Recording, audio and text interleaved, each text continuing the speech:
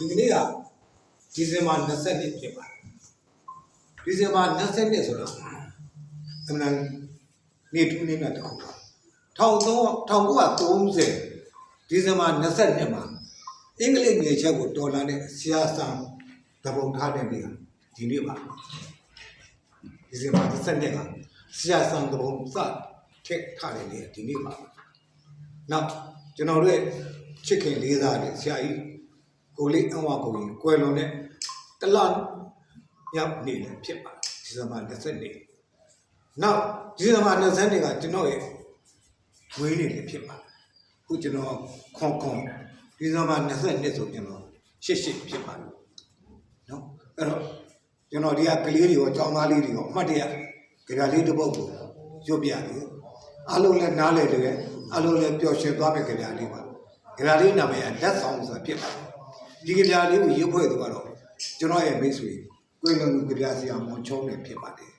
သူရေးပေးထားတဲ့လက်ဆောင်တဲ့ကြရာလေးကိုကျွန်တော်ရွတ်ပြတယ်နော်ကြရာလေးနာမည်ကလက်ဆောင်ကြရာဆက်ရွတ်ပါတယ်လက်ဆောင်နံပါတ်1ကိုဝါလို့ခေါ်ရင်နေမင်းကြီးကိုစမ်းလို့ခေါ်တယ်ဟောရင်သူကလှတယ်ဗျာ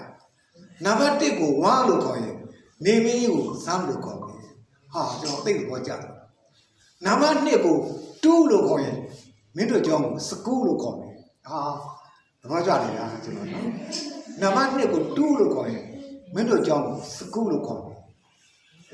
နံပါတ်3ကို3လို့ခေါ်ရင်သစ်ပင်လေးကို tree လို့ခေါ်တယ်ဟာ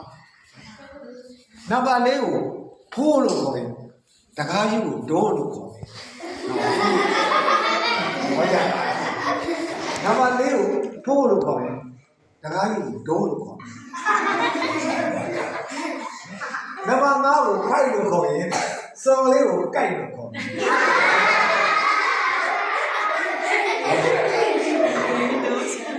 နံပါတ်5ကိုကိုက်လို့ခေါ်ရင်စော်လေးကိုကိုက်လို့နံပါတ်6ကိုစိတ်လို့ဆိုရင်ပစိတ်လေးကို is လို့ခေါ်တယ်ပြောသွားတယ်နံပါတ်9ကိုဆယ်လေးလို့ခေါ်ရင်စပယ်ကောင်းလေးကို Jason လို့ခေါ်တယ်နံပါတ်9ကို9လို့ခေါ်ရင်ဟောမင်းတို့ကောင်းရင်ကို sky လို့ခေါ်တယ်နံပါတ်10ကို10လို့ခေါ်လို့ရှိရင်မင်းတို့ကိုင်းတဲ့ပေါင်တင်လေးကို10လို့ခေါ်တယ်အဲ့ဒါလေးကဒီနဲ့ဆုံးသွားပါအားလုံးတို့ရှင်းလာပါ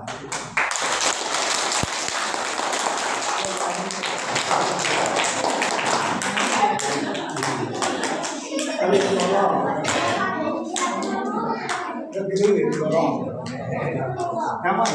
ဒီ